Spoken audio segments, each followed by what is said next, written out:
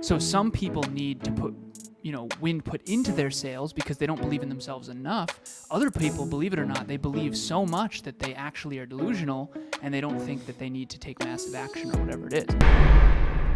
It's very hard to give credit to something that's making a difference if you're struggling with letting go of the ego, wanting you to believe it was you. Next Level Nation, welcome back to another very special, as always, NLU Weekly Live Podcast, week number 126, and we are Jeff and Forward as we do how to figure out what's really making a difference. So, Alan and I are both coaches, and the beautiful thing about coaching is you get to help people have breakthroughs, you get to help people get a new awareness, get better results, get different opportunities. The downside or potential downside of coaching is sometimes people don't understand that the coaching has made a large difference in their life. And understandably, there's a lot of other things that they might be doing. But if you don't understand what's truly making a difference, number one, you're not going to value it at the appropriate level. You're not going to double down on it. And you're not going to be able to sustain it long term. So I told Alan this was going to be my story, and he laughed at me in a joking way. Alan and I have been in spreadsheets all day, so it's going to be an interesting one. So the company I used to work for, we got contracts from the state and from the government to make buildings more energy efficient. Anybody could do what we did. We didn't have any special technology. We didn't have any special materials. We weren't super focused on learning about it. It wasn't like we had higher education in what we did. The one thing that we did that most other companies didn't do is we always left the job sites cleaner than when we arrived. That was our thing. We brought vacuums, we brought brooms, we laid plastic down. Our thing was we're going to do the job better than everybody else, and it's also going to be way cleaner, and you're not even going to know we're here. That was what set us apart. That is what made the difference in the success of that business. If they didn't know that, the leadership at my old company, then they would not have been able to leverage that, and people would not have appreciated it because we wouldn't have been able to double down on it. So that is what we're going to talk about today. Hopefully we can get through this. And if the start is any indication, Alan, everything's going to be just fine. Oh, of course, brother. So we've all kind of heard about how... So my favorite show of all time, if anyone out there has ever seen it, is called House MD. And the reason why it's my favorite show is because it's based on Sherlock Holmes. And it's one of my favorite fictional characters is Sherlock Holmes. Now, while there's some character traits that are not necessarily something I'm a fan of in Sherlock Holmes, what I do love is the deductive reasoning. So with Sherlock Holmes and in the show House, the whole show is based on how to take data and then extrapolate and draw conclusions. So you go to a crime scene, and you look and observe at things, and then you find out who was the killer or whatever it is. And in House MD, it's the same type of deal, except it's like a disease, an underlying root cause or a disease based on the symptoms. So in coaching, I kind of do the same thing. Someone comes to me, and they say they want to achieve a better body or a better business or a better income or a better relationship or whatever it is. Insert challenge here. Insert goal here. It's my job to listen and collect data and try to figure out what is the root cause of why they aren't achieving what they want to be achieving. Is it because they aren't self-aware enough? Is it because they don't have the skills? Is it because they are not doubling down on what actually is making the difference? Is it because of their inner circle? Are they around toxic people or in a toxic environment? Do they not have enough self-belief? Do they have limiting beliefs? Do they have empowering beliefs that are actually limiting them? They're limiting beliefs disguised as empowering ones. That's a big one. So a lot of times people say, I believe I can do anything I set my mind to. And they're super, super, super abundant, and they think that really incredible big goals are just going to come to them with very little effort. So some people need to put wind put into their sails because they don't believe in themselves enough. Other people, believe it or not, they believe so much that they actually are delusional and they don't think that they need to take massive action or whatever it is. So what I do in coaching, what Kevin's doing with podcast coaching, is figuring out and dissecting what really is making the difference. What is it that is working? What's working? Double down on that. What's not working? Why? Why is that working? Why is that not working? And I guess the conversation we should really have, Kev, is with all of our listeners right now. How good are you at finding out what is making the difference? Yeah. One thing that I do often, I've talked to you about this, Kev, whenever I meet someone, I always want to understand what's the 2 to 3 things that made the biggest difference in terms of their success. And I don't mean success just monetarily. I mean health, wealth, and love. And usually it comes down to 2 to 3 things. 2 to 3 main things, trains that never stopped rolling. I'll give you an example. So imagine, I have a bunch of examples. Imagine if Leonardo DiCaprio never acted, was never an actor when he was a kid. Imagine if Taylor Swift, if you took away singing, you took away country singing, guitar, and dancing. One of my mentors, if you took away his engineering degree and his mathematical competence and his strategic thinking. One other person I'm thinking of, very wealthy man, unbelievably good at negotiation and sees money and value in everything. So bought and sold houses, bought and flipped houses, bought and sold businesses, very, very good with people, very, very good at negotiation. So I'm always trying to do, like, what are the skills? What is it that made the difference? And that's what Kevin and I want to help you with today. So how does somebody do it if they're not necessarily working with somebody who has a higher awareness? Because I think that's probably the easiest way. Alan's told the story before. In college, he quit drinking and he started focusing on fitness, and he was taking like protein powder and some supplements, and he went to GNC and basically said to the guy behind the counter, well, I'm taking this. Do you think this is helping? And the guy said, what else have you done? And Alan said, well, I quit drinking. He said, that's what made the biggest difference. Mm-hmm. The fact that you quit drinking is the reason. It's not the supplements that you're taking. Like, that's not doing it. But you had somebody to ask who had a higher awareness. Say there's somebody out there watching or listening right now who does not necessarily have that opportunity. How do they figure out? Like, what do you look at to understand the results you're getting? Because we look at data and we look at listens and the title correlates with this and blah, blah, blah. What's a good first step for somebody? I would say just asking the question.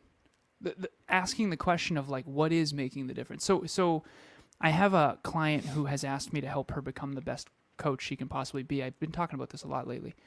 And one of the things that I shared with her is that a lot of people celebrate when they succeed. And I think that's important. I'm not against celebration, but I just contemplate. Failure or success, I always contemplate. I want to understand, like, why I failed. I want to understand why I succeeded. So I would say ask the question why. Become obsessed with the question why. And obviously on this podcast, we talk about that all the time. But when you do, let's say we have an episode that crushed it. Like, we need to understand why.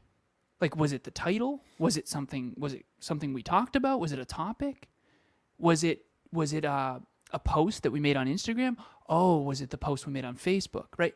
You can't double down on something you're unaware of. So, Kev, one thing I want to share is, can you take our listeners through the algorithm that you kind of co-created with me about the titles? So let me ask you a better question. We help produce at NLU, the NLPS Next Level Podcast Solutions production team produces 22 other shows, I think, 21 or 22 other shows, including mine at Conscious Couples, Podcast Growth University, all that. So awesome. Kevin coaches a bunch of podcasters. It's our job as coaches, like we mentioned, to identify what's working, double down on it, and to identify what's not working and stop having them waste time, effort, and money on things that don't work. So, Kev, you created a spreadsheet for your clients about titles versus listens, and then figured out how to correlate what titles hit and what ones don't. Can you go through that? Yeah. So as we have, 1,000 and almost 1,100 episodes. And I would think to myself, how do I know how valuable an episode is? Yeah, I can go back a year and it might have more listens, but of course it's going to have more listens. It's older. So I figured out, well, the best way to get an accurate number is to divide the amount of listens by the number of days the episode has been out, and that'll spit out a number. And that number is the best accurate representation of the value of the episode. And what I do with my clients, because nobody else is doing this really, I'm sure there are people, but I haven't met anybody. I'll go behind the scenes and I'll say, cool, I'll download all of their data, I'll put it in here, and it'll tell me what episodes are actually valuable and why. And then that's what I say. I said, okay, why do you think this episode did well? Was it the guests? Did they share? Did they have a big audience? Was this one of their first interviews? Cool. So it really is, to Alan's point, you get result and then you build a tree of what are the possibilities that created this result. That really is what it is. And my question, and I've realized this way more than anything at this point, Alan, when I start working with somebody new, I'm literally just trying to get them to understand who they're talking to. Because you need to know why you're doing the podcast in the first place. And that's really, I mean, that's genuinely where it starts. I think that if you're out there, you have to reflect, because that might not necessarily be your path yet, because that's very specific. But think about it this way. I'll look back to when my body, and I know it sounds so simplistic and we lose sight of this. I lose sight of this, maybe not everybody. When my body felt the best, I was waking up at 4:30. I was going and doing mobility. I was foam rolling consistency. I was doing cardio. And then you kind of lose sight of that. And then when you feel different, you start to think to yourself, well, why aren't I getting the results I was before? And it's my favorite quote. When you stop doing what got you to the dance, you don't get to dance anymore. But sometimes there's like a lag between when you stop doing what got you to the dance and the next time you're supposed to dance. So I think reflecting on what has changed between this month and last month. What am I doing this month that I wasn't doing last month? What am I doing, or what was I doing last month that I'm not doing this month? And here's the other issue. You can't, it's hard to account for time. You can do mobility for 6 months straight and you might not see anything until the 7th month. So that's the whole other thing is, if you're not being consistent, it's going to be very, very, very challenging to figure out what's actually making a difference, because maybe you just haven't done it long enough to see yet. Hey guys, my name is Laura and I was a member of group number 2, which was called Gratitude with Attitude. And I just wanted to tell you a little bit about my experience with group coaching. I was, over a period of 3 months, we were guided by Kevin and Alan and encouraged to express ourselves without the fear of being judged. So they were very supportive. They are very knowledgeable. They are very, very understanding, and they just provided this safe space for us to be ourselves. And there was an amazing culture of support among all the members of the group, and you are given the opportunity to take as much as you wanted from the experience, participate as much as you wanted or as little as you wanted, and all of it was done in a very, very safe and confidential space. So you really, really have the opportunity to really grow. And to be honest, if it hadn't been for the opportunity to be in group coaching, I would not be able to have the courage to be recording this video right now. So please don't let the opportunity pass you by, because it will be the money best invested in your own personal growth. So don't wait, just do it. Well, that's the thing. There's such a lag time between discipline in, inputs in, action in, and results out. There's such a huge lag. There's actually, I want to talk about the barriers to this. So instead of, the title of this is how to figure out what's really making a difference. Let's talk about the barriers to, or why is it so difficult to figure out what's making the difference? And I think one of the barriers, one of the issues, one of the challenges is that there's such a large delay between, Kev, are you there? By the way, I think your internet is No, cutting I'm here. in and out. Oh, okay. You froze on my end, but I'll just assume you're good. I'm good. Am I frozen? No. Okay. It shows me frozen as well, but okay, we're going to keep going. Okay, so we're going to have to figure out what made the difference there. Right. So one of the challenges is that when you take action here today, we often say this. So today's actions are next month's success. This year's actions are next year's success. I feel so strongly about that, right? So what's a good example of this? I remember reading about the iPod. So the iPod, way back when it first came out, was like pretty unsuccessful for like 2 or 3 years. And it was all the work. Classic. Jeffrey. Mayhem Brandon. Brandon's behind the scenes watching this just melt down in front of our eyes. So I'm just going to talk. Hopefully Alan can get back in. So You have to ask yourself, and I think this is the best thing. What has changed and what is the same? I think those are two wonderful questions. Oh, Alan has now left completely. He will be back in. I think that we lose sight. We lose sight of small shifts. And to Alan's point, there is always a lag time.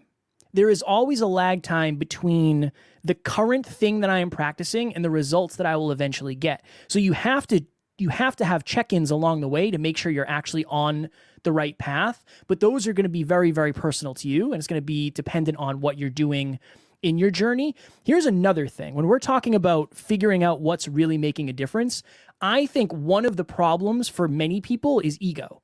It's very hard to give credit to something that's making a difference if you're struggling with letting go of the ego, wanting you to believe it was you. I struggled with this for a long time with Jeff. Speaking of Jeff, there's Jeff. Hey, I was what's just talking going on, about, man? we were talking about before you froze, the barriers to this. I think one of the barriers, Alan, is ego. It's very hard to admit.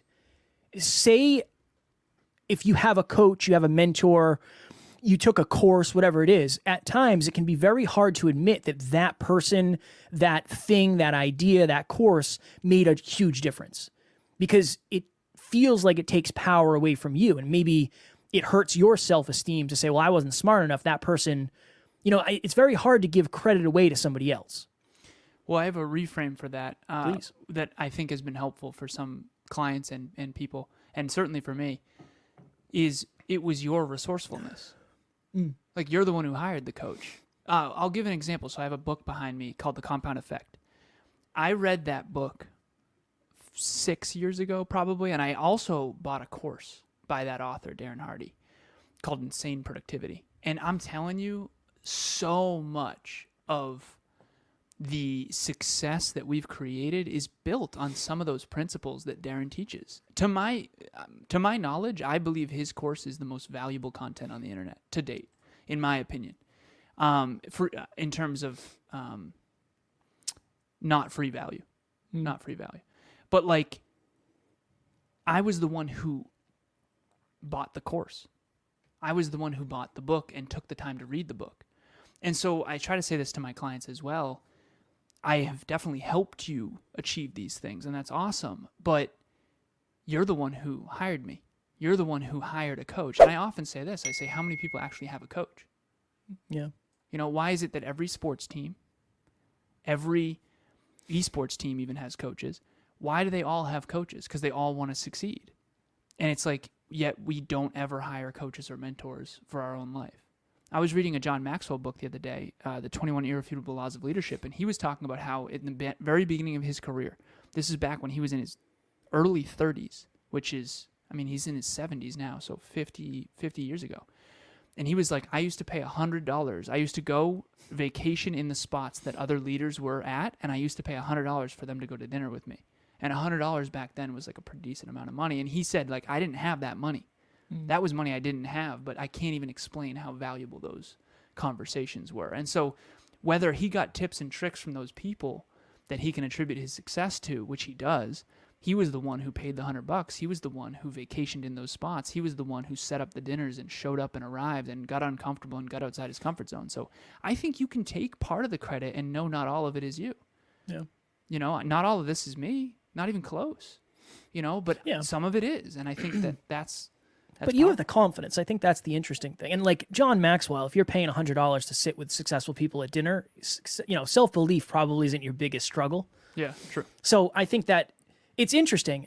I just think for a lot of people, I know, at least in my experience, and my experience is unique to me, obviously, but I know for a while I wanted to believe that I had a bigger part in this than I did. Did I have a big part in what we're doing? Sure.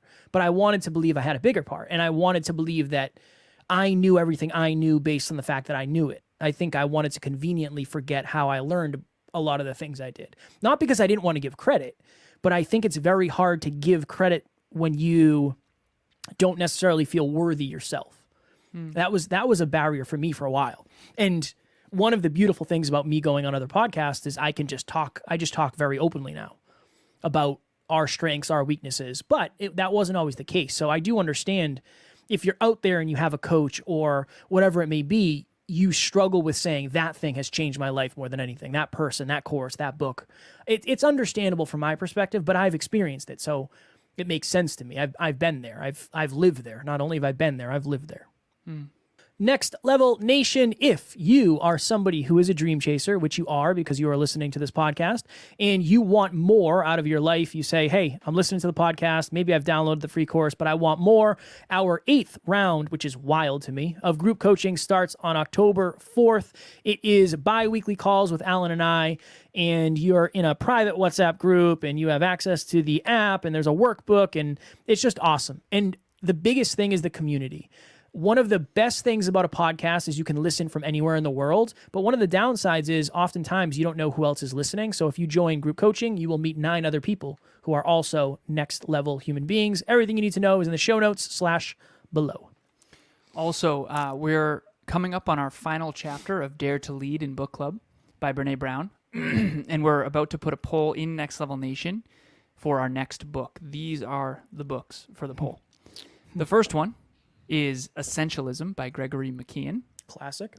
The second one is a book called Switch, How to Change Things When Change is Hard by Chip Heath and Dan Heath. The next is Cleaning Up Your Mental Mess by Dr. Caroline Leaf.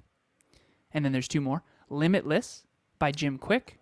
Upgrade your brain, learn anything faster, and unlock your exceptional life.